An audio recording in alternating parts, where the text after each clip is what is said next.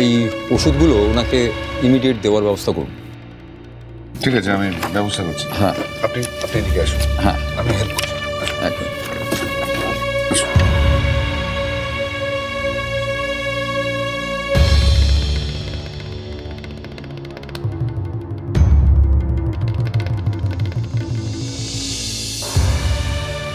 মেশো,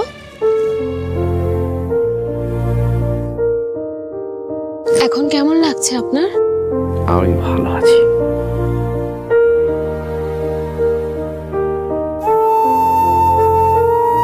চশমাটা দাও তো।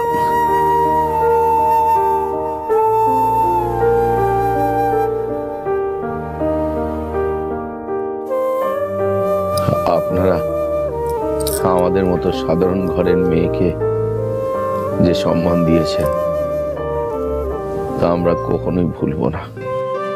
এই দুঃসময় আমাদের পাশে এসে দাঁড়িয়েছেন। যদি না দাঁড়াতেন তাহলে যে কি হতো। দাদা, আমি আপনার মনের অবস্থাটা বুঝতে পারছি। এরকম একটা ঘটনার জন্য হয়তো পিহু আর ঋষির বিয়ে নিয়ে আমরা কথা বলছি, তবে এটাও তো সত্যি দাদা, পিহুর মতো এত ভালো একটা মেয়ে কিন্তু আজকালকার দিনে পাওয়া যায় না।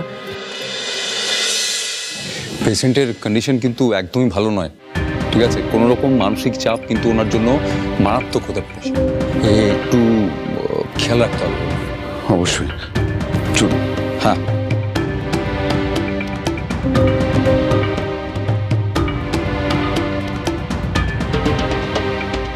তুমি নিজের অসুবিধার কথা কোনোদিন মুখ ফুটে কাউকেই বলো।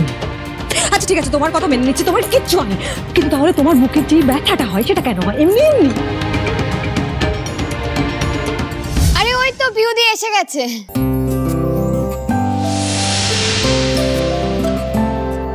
পিহু, বাহ কি সুন্দর দেখাচ্ছে, দেখো পিহুকে।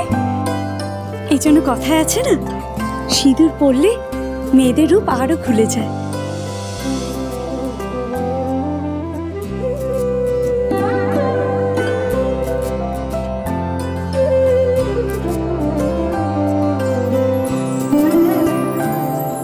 এখন কেমন আছো মেশো? আমি ভালো আছি মা। তোমার বিয়েটা হয়ে গেলে আমি আরো চাঙ্গা হয়ে যাব। কিন্তু তোমার এরকম কেন দেখাচ্ছে না? তো এখন দেখতে ভালো লাগছে না। আমার সেই পিউ কই, যার মুখে সবসময় হাসি লেগে থাকতো।